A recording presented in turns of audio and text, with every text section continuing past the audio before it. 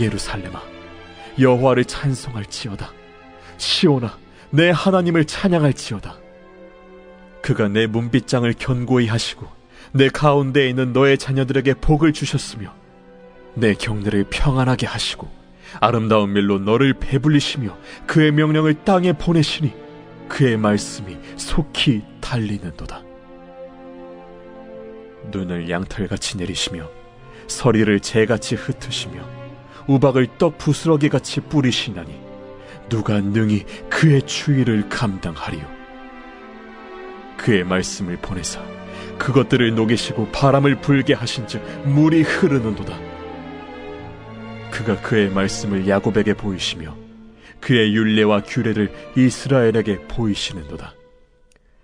그는 어느 민족에게도 이와 같이 행하지 아니하셨나니 그들은 그의 법도를 알지 못하였도다.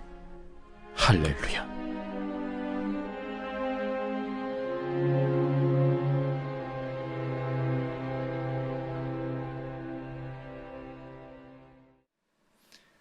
아멘. 하나님의 말씀입니다. 시편 147편은 이스라엘이 바벨론 포로 생활에서 예루살렘으로 귀환한 후에 쓰인 포로기 후기 작품으로 간주됩니다. 이 시편은 아마 느헤미야의 지도 아래 이루어진 예루살렘 성벽 재건 완성을 기념하기 위해 쓰였을 것입니다. 그것은 그들을 거룩한 성 예루살렘으로 회복시키심으로 행하신 모든 일에 하나님을 열정적으로 찬양할 것을 요구한 즐거운 사건이었습니다.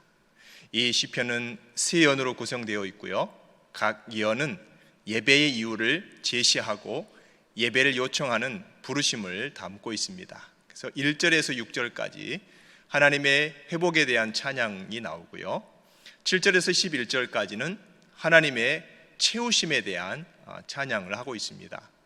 그리고 12절부터 20절까지는 하나님의 보호하심에 대한 찬양이 나오고 있습니다.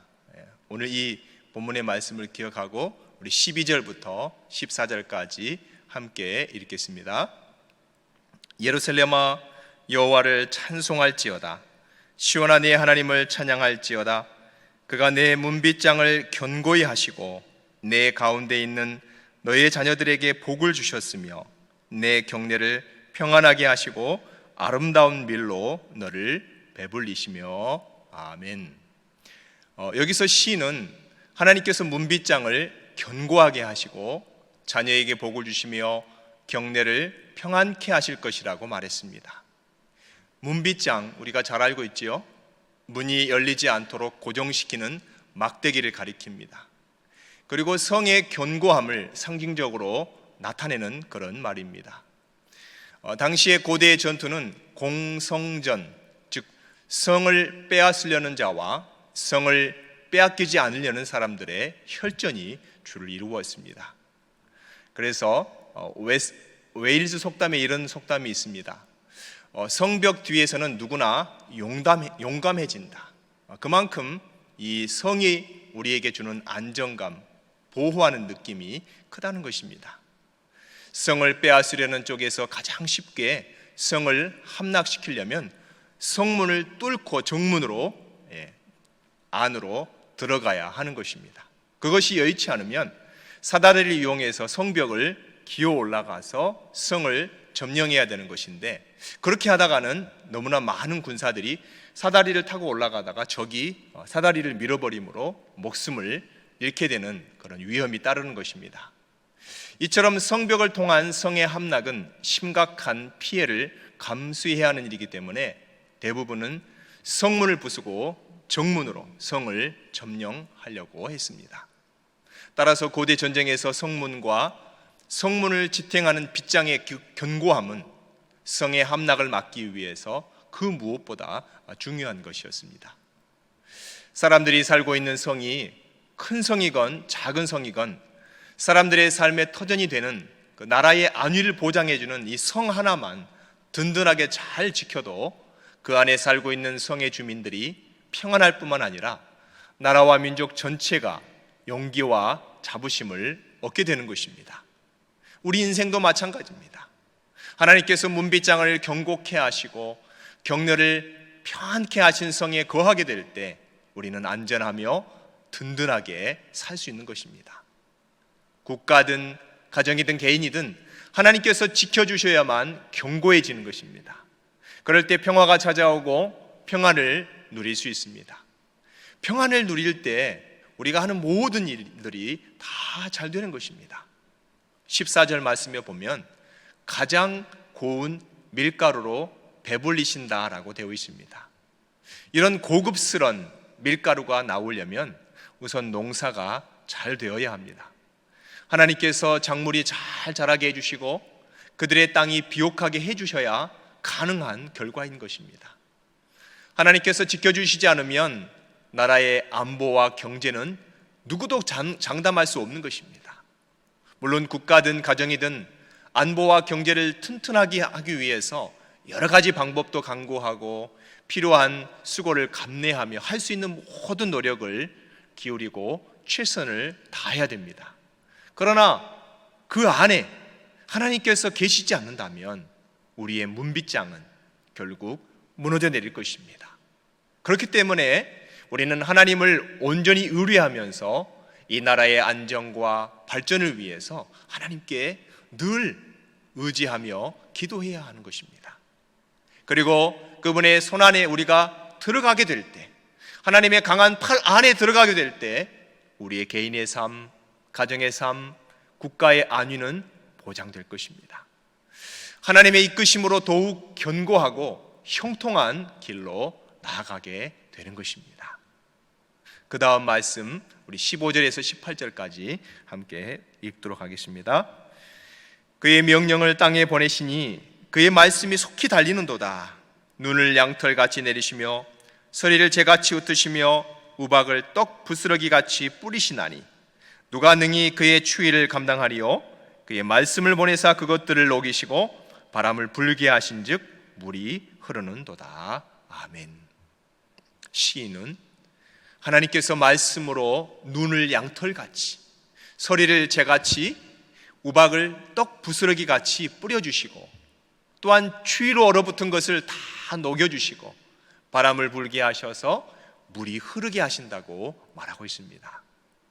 이러한 내용은 말 그대로 자연에서 일어나는 그런 현상들입니다. 전혀 특별한 것도 아니고 새로울 것도 없는 누구나 느끼고 경험하는 그런 자연 그 자체를 지금 말하고 있습니다. 그런데 여기에는 여러분 아주 중요한 영적 메시지가 담겨져 있습니다. 우리가 숨쉬고 보고 듣고 느끼는 세상의 모든 영역에는 하나님이 계시고 이 모든 것은 하나님께서 말씀으로 통치하시고 다스리시는 결과라는 것입니다. 이것을 하나님의 섭리라고도 하고 하나님의 경영이라고도 하고 하나님의 운영하심이라고 우리가 말할 수 있습니다. 그렇습니다. 하나님은 우리에게 반드시 필요한 공기와 바람 속에도 햇빛과 그 빛 속에도 계절의 변화 속에도 함께 계시고 그 가운데서 하나님의 그 말씀으로 우리를 다스리시고 섭리하시고 운영하고 경영하고 계신 것입니다. 즉 우리는 하나님과 뗄래야 뗄 수 없는 긴밀한 관계를 가지고 있고 그분의 말씀의 영향력 속에서 살아가고 있다는 것입니다. 조정민 목사님은 하나님의 뜻은 무엇인가라는 책에서 우리의 삶을 친밀하게 이끄시는 그 하나님의 말씀의 능력에 대한 다음과 같은 예화를 소개하고 있습니다. 우리가 잘 알고 있는 골프 선수 최경주 선수가 처음으로 미국 프로골프 대회에서 우승컵을 안았을 때 그 이야기를 들려주었습니다. 대회 전날 그 아내가 성경 한 구절을 써주면서 이 말씀을 꼭 외우고 경기에 나가라고 했습니다. 그런데 그 다음날 아침에 집을 나설 때까지만 해도 외웠던 그 말씀을 첫 번째 그 홀 티샷을 하려는 순간 까맣게 잊어버린 것입니다. 최경주 선수는 공을 어떻게 칠까 보다는 그 외웠던 말씀이 뭐였더라 이것을 생각하면서 계속 코스를 걸어갔다고 합니다. 경기 내내 그저 그 말씀이 무엇인지 기억해내려고 애썼다고 합니다. 그러자 내가 꼭 우승해야 되겠다는 그런 중압감에서 벗어나서 지나치게 힘을 쓰는 대신 부드럽게 공을 쳐서 실수가 나오지 않게 되었습니다. 모든 운동의 가장 기본적인 필수적인 내용, 힘을 빼라는 것이죠. 그래서 15번 홀 티샷을 자신 있게 마치고 돌아서는 그 순간에 그토록 떠오르지 않던 그 말씀이 마치 막혔던 수문이 한꺼번에 쫙 열리는 것처럼 단번에 그 말씀이 생각났다고 합니다. 그 후에 스윙이 더욱 견고해져서 18번 홀에서 성경 구절을 외우면서 마지막 순간에 우승컵을 안게 되었다고 고백했습니다. 과연 그 최경주 선수의 아내가 최경주 선수에게 그 전날 주었던 성경 구절이 어떤 구절이었을까요? 저도 굉장히 궁금해집니다. 사랑하는 성도 여러분, 이처럼 우리가 쉬지 않고 하나님의 말씀을 묵상할 때, 다시 말해서 계속해서 말씀 안에 우리가 머무르게 될 때 말씀이 우리의 의식 세계를 빚어갈 뿐만 아니라 무의식 세계도 다스리기 시작합니다. 말씀 안에 거하면 말씀이 기억나지 않는 그 순간조차도 말씀이 우리를 이끌어가기 시작하는 것입니다. 매사의 말씀을 굳게 붙잡고 말씀대로 사는 것이 곧 능력 있는 삶의 비결입니다. 그러므로 여러분, 오늘 하루도 하나님께서 여러분 각자에게 주시는 그 말씀 한 구절을 붙드시고 승리하는 복된 하루가 되시기를 예수님의 이름으로 축원드립니다. 이어지는 말씀 우리 19절 20절 우리 함께 읽겠습니다. 그가 그의 말씀을 야곱에게 보이시며 그의 율례와 규례를 이스라엘에게 보이시는도다. 그는 어느 민족에게도 이와 같이 행하지 아니하셨나니 그들은 그의 법도를 알지 못하였도다. 할렐루야.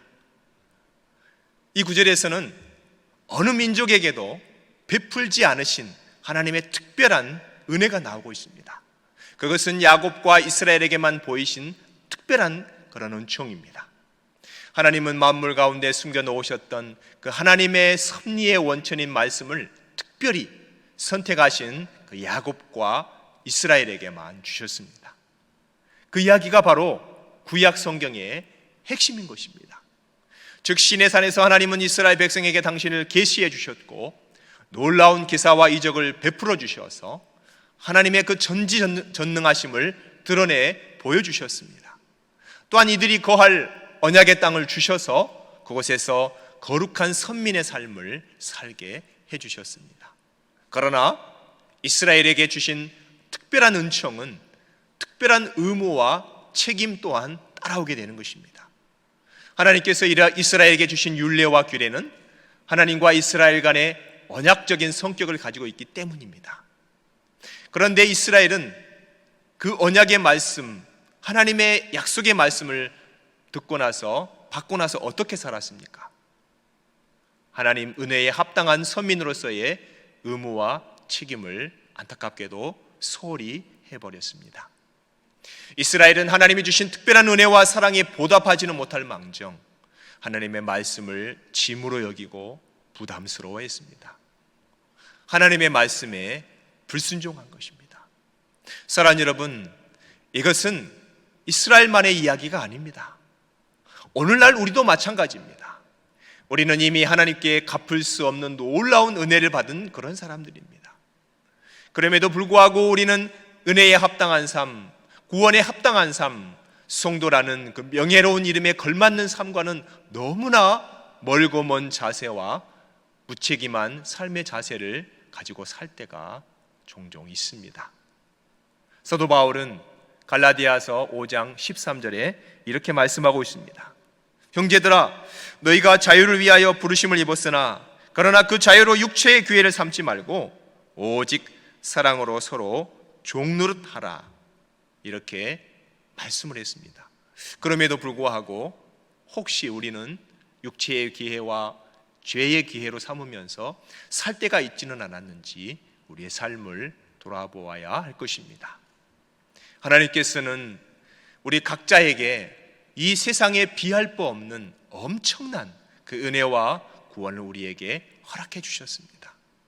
이것은 축복이면서 또한 이 세상 속에서 성도의 의무와 책임을 요구하는 하나님의 말씀입니다.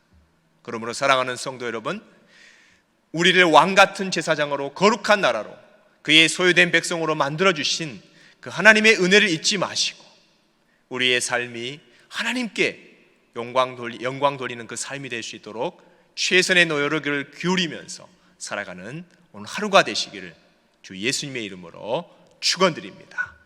우리 함께 기도하시겠습니다. 할렐루야. 사랑의 하나님, 전능하신 하나님, 우리 인생의 문빗장을 견고히 해주셔서 감사합니다. 세상이 혼란한 이때도 주님 안에서 복을 받고 평안을 누리게 하시니 감사합니다. 하나님이 주시는 평안과 복을 받아야 할 많은 사람들이 있는데 많은 사람들이 많은 나라와 민족이 동일하게 어려움을 겪고 있는 이때에 그들을 불쌍히 여겨주시옵고 그들의 문빗장, 나라와 민족의 문빗장도 튼튼하게 하여 주시옵소서. 오늘도 우리의 삶을 이끌 하나님의 말씀을 주시니 감사합니다. 하나님이 주시는 그 생명의 말씀을 붙들고 저와 우리의 가정과 교회와 그리고 공동체가 나라와 민족이 능력 있게 달려나가기 원합니다. 그 말씀에 순종하기 원합니다. 이 생명의 말씀을 주신 주님을 찬양하며 우리 구주 예수 그리스도의 이름으로 기도드리옵나이다. 아멘. 이제는 우리 주 예수 그리스도의 은혜와 하나님 아버지의 사랑과 성령님의 교통하심이 문빗장을 견고하게 하시는 하나님의 말씀을 붙들고 그 말씀에 순종하며 승리하며 살아가기로 결단하는 연합의 모든 성도들 위해, 바이러스와 싸우고 있는 의료진들과 연구진들 위해, 이 미국 땅과 조국 대한민국 위에 선교지와 또 특별히 선교지에서 최선을 다해서 주의 복음을 전하고 있는 우리 선교사님들 위해 지금부터 영원토록 함께 하시기를 간절히 축원하옵나이다. 아멘.